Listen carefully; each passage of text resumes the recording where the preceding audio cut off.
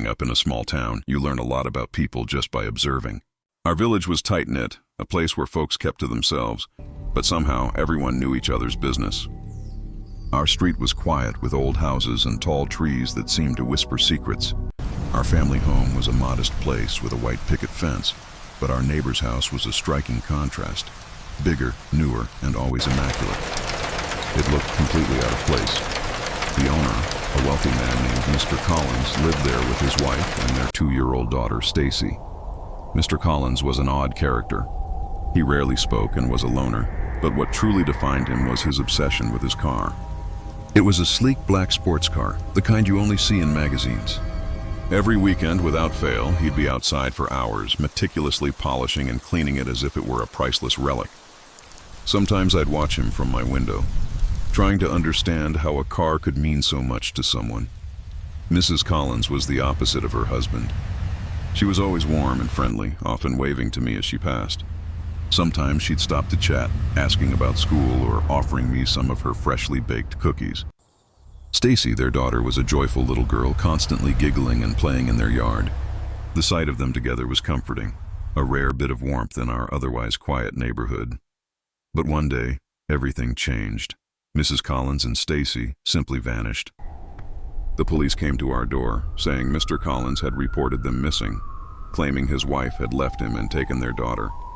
My parents were shocked, but we couldn't offer any details. We hadn't seen anything unusual, and, like everyone else, we just assumed she had left on her own. Weeks turned into months, and there was no sign of them. The town buzzed with wild rumors. Some said she ran off with another man, while others whispered about something far more sinister. I tried to dismiss it, but I couldn't shake the feeling that something was terribly wrong. Every time I saw Mr. Collins polishing his car, a shiver went down my spine. It felt like he was trying to distract himself from something unspeakable. Then, a few months after their disappearance, something strange happened. My dad was fixing his old truck in the garage when he noticed Mr. Collins' garage door was slightly ajar. Inside, barely visible, was Mrs. Collins' white Jeep. It was covered in dust, like it hadn't been touched in months. My parents and I stood there in shock. If she had run away, why would her car still be here? A few days later, the Jeep was gone. We assumed he had sold it, but his behavior grew even stranger. He became a recluse, and when he did go outside, he seemed nervous, constantly looking over his shoulder. His once spotless car was now coated in dirt, and his yard, which used to be perfect, was looking neglected. Then, one night, we heard a loud crash from his house. My dad grabbed a flashlight and went to check on him. I watched from the window as he knocked on Mr. Collins' door. It took a while for him to answer, and when he did, he looked pale and sick. My dad asked if he was okay, and Mr. Collins simply nodded, claiming he'd dropped something. When my dad came back inside, he looked deeply unsettled. He'd seen something odd in the dim light of the hallway. A pot of some kind of liquid on the stove and a gun on the kitchen counter. He couldn't explain it, but the scene had disturbed him. After that night, things seemed to spiral. Mr. Collins became more withdrawn, and the whispers around town grew louder. People believed he had done something to his wife and daughter, but there was no evidence, just fear and suspicion. I started having nightmares about it, terrified by what could have happened behind those closed doors. Years have passed since then. I've grown up and moved away, trying to leave those memories behind, but I still think about Mrs. Collins and Stacy. I wonder what happened to them and where they are now. I'll never forget the sight of that white Jeep in the garage, the look on Mr. Collins' face, or the fear that gripped our town. Sometimes late at night, I still feel that chill. I may never know the truth, but I fear the worst and hope that wherever they are, Mrs. Collins and Stacy are safe. The unfamiliar road I'd been delivering food for a few months now, and I knew the city like the back of my hand. Most nights were routine: pick up, follow the GPS, drop off, and repeat. But this night was different. It was late, past midnight, and I got an order for a part of town I didn't know. The GPS led me away from familiar streets and into a neighborhood I'd never seen. The houses were far apart, and the streets twisted and turned in a way that made no sense. Every corner took me deeper into a maze of dark, narrow roads. Streetlights were few and far between, casting long, eerie shadows. The further I drove, the more I felt like something was wrong. The roads didn't seem to match the map on my phone. I'd make a turn and the GPS would tell me to go back. My hands gripped the steering wheel tighter as a sense of unease settled in the pit of my stomach. But I had to finish the delivery. Finally, after what felt like an eternity, the GPS announced I'd arrived. I slowed down and looked at the house. It stood at the end of a cul-de-sac, a tall, narrow building with peeling paint and broken windows. The lawn was overgrown and there was no sign of life. It looked abandoned. I hesitated, my hand hovering over the gear shift, ready to get out of there. But I thought about the order, about the customer waiting. Maybe it was just an old house and someone still lived there. I tried to shake off the cold fog of unease and got out of the car, the bag of food in my hand. The air was thick and heavy as I walked toward the house, the gravel crunching under my feet, the only sound in the silent night. The closer I got, the more I felt like I was being watched, a chill prickling my skin. When I reached the porch, the front door was slightly ajar. It creaked open with the slightest push, revealing a dark hallway that stretched into the unknown. "Hello?" I called out, my voice trembling slightly. No answer, just my voice echoing back. My instincts screamed at me to leave, but I took one more step, peering into the darkness. That's when I heard it, a faint rustling sound, like leaves being dragged. I turned back to the street, and that's when I saw them. Figures emerged from the shadows, stepping out from between the houses. They moved silently, almost gliding. My heart hammered in my chest as they got closer. The first one stepped into the dim light of the porch. Its face was hidden behind a blank white mask. No features, just smooth, cold porcelain. The others followed, all wearing the same expressionless masks. They surrounded me, their presence pressing in. I was trapped against the porch railing, my breath coming in quick, shallow gasps. One of them reached out and I flinched, dropping the food bag. Their hands were cold as ice as they grabbed me, pulling me toward the house. I struggled, but they were too strong. They didn't say a word as they dragged me inside. The door slammed shut, plunging me into darkness. I was blind, but I could hear their soft, purposeful footsteps. I felt their cold hands searching my pockets, taking my wallet, my phone, and my keys. I wanted to scream, but the sound died in my throat. My mind was spinning, unable to make sense of what was happening. All I felt was overwhelming dread. Finally, they let go, and I collapsed to the floor, trembling. I heard their footsteps fade, the door creaking open and closing again. They were gone, leaving me alone in the pitch-black house.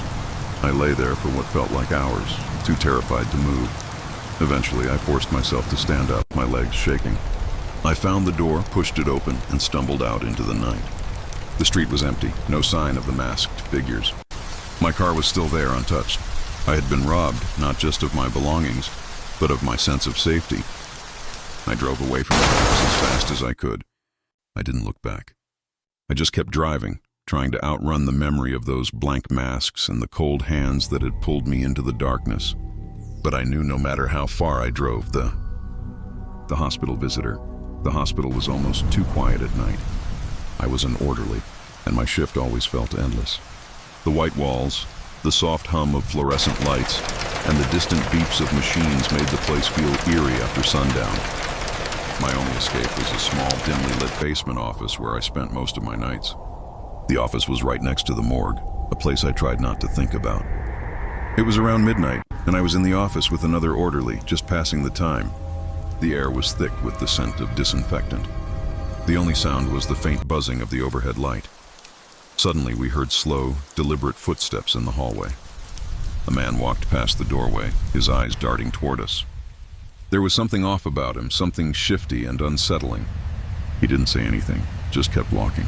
A few moments later, he came back and stopped in the doorway, looking at us. He had a pale, sickly complexion, and his eyes were wide as if he hadn't slept in days. His clothes were neat but outdated. He seemed out of place in the sterile hospital. "Do you have access to the morgue?" he asked, his voice low and raspy. I exchanged a glance with the other orderly.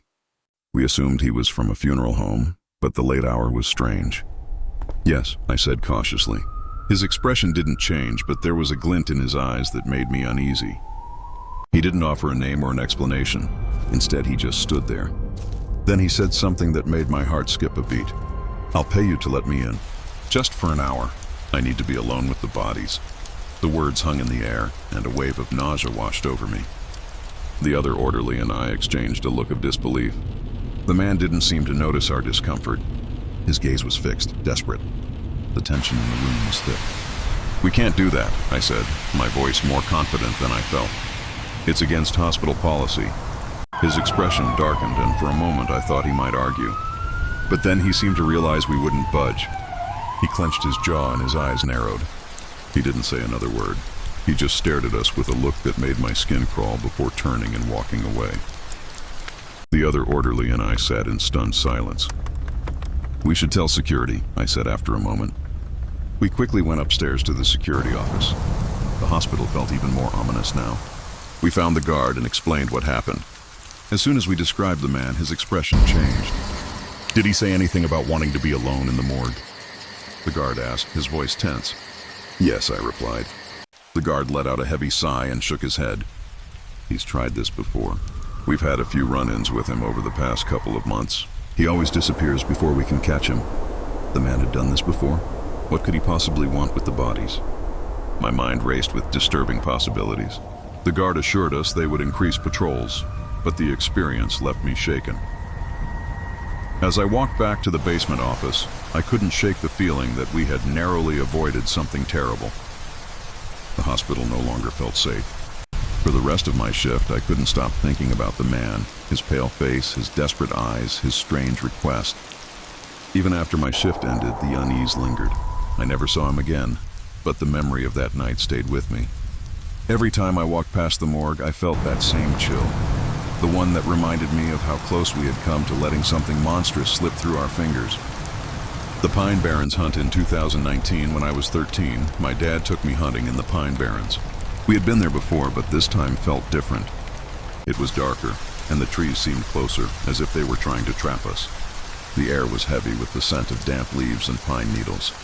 It was so quiet that even the wind barely made a sound. We arrived just before sunset. My dad always said the best time to hunt was at night when the animals were more active. I wasn't scared. I trusted him. But as darkness swallowed the trees, I started to feel uneasy. The shadows turned the forest into a maze of dark shapes. We walked deeper into the woods, our boots crunching on the leaves. My dad had his rifle, and I carried a smaller one he'd given me. I held it close to my chest, feeling the cool metal. The deeper we went, the thicker the trees grew, blocking out the moonlight. The only light came from our flashlights.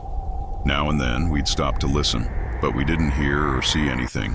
No rustling leaves, no snapping twigs. It was like the forest had gone completely still. After an hour, I felt my legs ache, and my dad suggested we rest. We found a small clearing and sat on a fallen log. The forest was so quiet I could hear my own heartbeat. Suddenly, a sound. It wasn't the usual rustling or snapping. It was a low, guttural growl, like something big was watching us. My heart sped up, and I looked at my dad. He was staring straight ahead, his face pale. He slowly reached for his rifle, motioning for me to do the same. The growl came again, closer this time, echoing through the trees. I gripped my rifle tighter, my hands shaking. My dad stood up slowly, his eyes scanning the trees. He didn't say a word, but I could see the fear in his eyes. Whatever was out there, it wasn't something we had ever hunted before. Then, from the shadows, a figure appeared. It was tall, much taller than any animal I'd ever seen. Its body was hunched over, and its eyes glowed faintly in the dark. It had the shape of a wolf, but was much larger, almost unnatural. The growling grew louder, more aggressive. I could see its sharp teeth glinting in our flashlight beams. "Stay still," my dad whispered, but my legs felt like they were going to give out. I was frozen as the creature slowly stepped closer. Its growl turned into a snarl, its yellow eyes locked on us. My dad raised his rifle, but he didn't shoot. It was like we both knew it wouldn't help. The creature circled us, moving through the shadows, its glowing eyes watching. I could barely breathe. The creature let out a loud, bone-chilling howl that seemed to shake the trees. My dad grabbed my arm, pulling me to my feet. "Run," he said. We took off, running blindly through the underbrush, branches scratching at my arms. My lungs burned and my legs felt like they were going to collapse, but I didn't stop. We ran deeper into the forest, not caring which way we went, only that we had to get away. But the more we ran, the more lost we became. The familiar trails had disappeared. After what felt like hours, we stopped to catch our breath. The growling had stopped, but the silence was even more terrifying. "We need to keep moving," my dad whispered. But I didn't know where to go. Just when I thought we would never find our way out, we stumbled upon a familiar path. My dad sighed with relief, and we followed it back to the truck. When we finally reached it, I felt a weight lift from my shoulders. I climbed into the passenger seat, my hands still shaking. We didn't speak on the ride home. We had no explanation for the creature, but as I looked out the window, I couldn't shake the feeling that we weren't alone in the forest that night. We made it out unharmed, but I knew one thing for sure. I would never go hunting in the Pine Barrens again. The late-night robbery. I've been working the night shift at this gas station for about a year. It sits on the edge of town, so we don't get much late-night traffic. It's a quiet job. I just sit behind the counter, ring up the occasional customer, and watch the clock. The night this happened was like any other. It was around 2:30 a.m., and I was getting ready to close. The store was empty. The lights outside cast long shadows, and the only sound was the faint hum of the air conditioning. I had just finished counting the cash when the front door suddenly slammed open. A man stormed inside.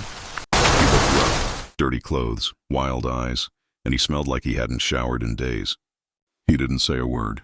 His eyes were locked on the cash in my hand. My body froze. Everything seemed to slow down. Before I could even react, he lunged at me, grabbing the money.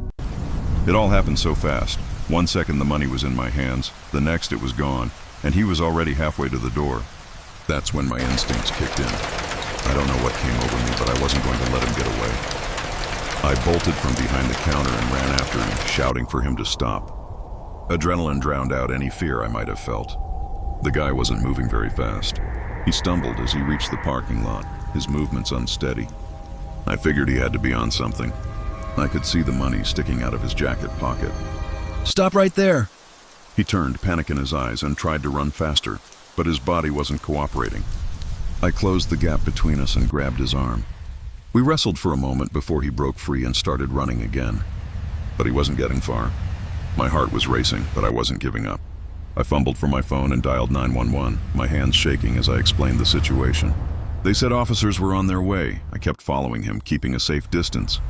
He was more focused on running than on me. His pace was slowing, and he kept looking over his shoulder. After a few minutes, I heard the distant wail of police sirens. The man heard it too. He stopped dead in his tracks, his whole body tensing up.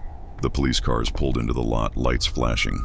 2 officers got out, guns drawn, and ordered him to get on the ground. He hesitated, but he knew it was over. Slowly, he dropped to his knees and put his hands behind his head.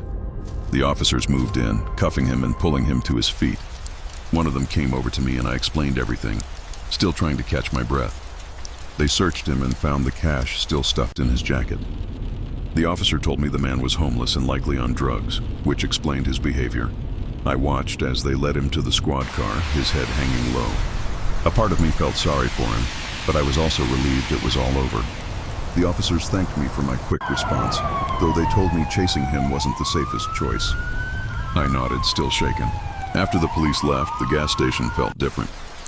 What was once just a quiet night had turned into something I wouldn't forget. I sat behind the counter, my hands still trembling. I looked at the clock, but I wasn't counting the minutes anymore. I just sat there staring at the front door, half expecting someone else to burst through. When my shift finally ended, I locked the doors and walked to my car. As I drove home, I couldn't help but think about that man. Life had beaten him down, and in his desperation, he made a choice that landed him in the back of a police car. But as I drove, I realized I was lucky. Things could have gone a lot worse that night. The forest crash. The road stretched out before us, dark and winding as we drove through the forest. It was supposed to be a fun weekend, just me, Devin, and our friends Bethany and Seth heading out for a camping trip. College had been brutal, and we all needed a break. The thought of sleeping under the stars and telling ghost stories made us excited. But something about that night felt different. The trees seemed to loom closer, their branches like twisted fingers. The moonlight barely cut through the thick canopy, casting strange shadows. I tried to shake off the unease. We were laughing, the radio playing our favorite songs, when a sharp turn came out of nowhere. Devin, who was driving, tried to swerve, but the car skidded on the wet road. The world spun as the tires screeched and we crashed into the trees. I heard Bethany scream and then everything went black. When I opened my eyes, we were all standing outside the car. It was crumpled against a tree, the front smashed in, steam rising from the engine. I felt strange, as if everything was muffled and distant. Bethany was next to me, her face pale. Seth stood on the other side, staring at the wreckage. "Is everyone okay?" I asked, my voice oddly flat. Bethany nodded slowly, but she didn't look at me. Seth was silent, his eyes fixed on the car. I followed his gaze and my heart dropped. Inside the car, still strapped into our seats, were our bodies. I blinked, unable to process what I was seeing. There I was, slumped over in the passenger seat, a trickle of blood on my forehead. Devin was still gripping the steering wheel, his face twisted in pain. Bethany and Seth were in the back, their faces ashen. "We're outside the car," Bethany whispered, finally looking at me, her eyes wide with fear. "But we're still in there." It felt like a nightmare, but everything was so vivid, so real. I reached out to touch the car, but my hand passed right through the metal. Panic started to build. "Are we dead?" Seth finally spoke, his voice trembling. I didn't want to answer. What else could explain this? We were standing here, outside our bodies, unable to feel anything. The forest seemed to grow darker, the air thick with something I couldn't describe. It felt like we were being watched. I tried to walk away, but my feet felt heavy, as if something was holding me back. "We have to get out of here," I said, trying to sound brave. But where could we go? We were in the middle of the woods, far from any town or help. Time passed in a blur. The night felt endless. Every rustle of leaves made my heart race. It felt like the trees were whispering to us, telling us we didn't belong in this world anymore. At some point, I started to feel dizzy, like I was being pulled into a deep hole. My vision blurred and the sounds around me faded. Then, everything went black again. When I opened my eyes, I was in a hospital bed. The bright lights above me stung my eyes, and the beeping of machines filled the room. Devin was in the bed next to me, his eyes half open. I could see Bethany and Seth in the room too, all of us hooked up to monitors. We were alive. "You all had a nasty accident, but you're going to be okay," a nurse said, smiling warmly. "You've been unconscious for a couple of days, but you're out of danger now." I could hardly process her words. My mind was still reeling from what we had experienced. It had felt so real. The crash, our bodies trapped in the car, the fear that we were ghosts. But now, lying here, I wasn't sure what to believe. Had it all been a dream, a shared nightmare brought on by the trauma? The memory of that dark forest and the sinking feeling of being trapped outside my own body lingered in my mind. But as I looked at my friends, safe and alive, I tried to push the thoughts away. We were okay. We had survived. The final delivery. After a long, exhausting shift delivering pizzas in a heat wave, all I wanted was to finish my last order and go home. My shirt was sticking to my back and my throat was dry. But the worst part was, I desperately needed to use the bathroom. I checked the address one more time as I pulled up to the house. It was completely dark with no lights on. The place looked abandoned, peeling paint, dirty windows, and overgrown lawn. I parked, grabbed the pizza box, and hoped this would be quick. But something about the house made me uneasy. The silence was deafening. No crickets, no distant traffic, not even a rustle of leaves. I rang the doorbell, but no one answered. I rang again. Still nothing. I pulled out my phone and called the number. After a few rings, a woman answered, sounding out of breath. "I'm so sorry," she said. "I'm on my way. Please just wait a few minutes." Her voice was shaky. I couldn't shake the feeling that something was off, but I told her I'd wait. The need to use the bathroom was unbearable. I looked around, hoping to find a neighbor, anything to make the place feel less creepy. But the street was empty. It was just me and this eerie house. I couldn't wait any longer. There was a large, thick bush near the front of the house. It was dark enough to offer some privacy. I walked over, unzipping my pants and letting out a sigh of relief. But then something moved, a rustle in the bush right in front of me. My heart skipped a beat and I stumbled back, zipping my pants up quickly. In the dim light, I saw a figure, someone crouched low in the bush. I had just peed on a man. The man suddenly bolted out of the bush and sprinted away, not looking back. I stood there, frozen. My mind raced. Who was he? What was he doing? And why did he run? I looked down and saw something glinting in the faint light, a bag half hidden in the leaves. I reached down, my hands shaking, and pulled it out. It was a small, worn backpack. When I opened it, my stomach dropped. Inside was a roll of duct tape, a knife with a serrated edge, and a length of rope. This was no ordinary bag. This was something a person would carry if they had bad intentions. This man wasn't just a vagrant. He was planning something terrible, and I had interrupted him. My hands shook as I dialed 911. The operator answered quickly, and I tried to keep my voice steady as I explained what had happened. I told them about the man, the bag, and the woman who was on her way.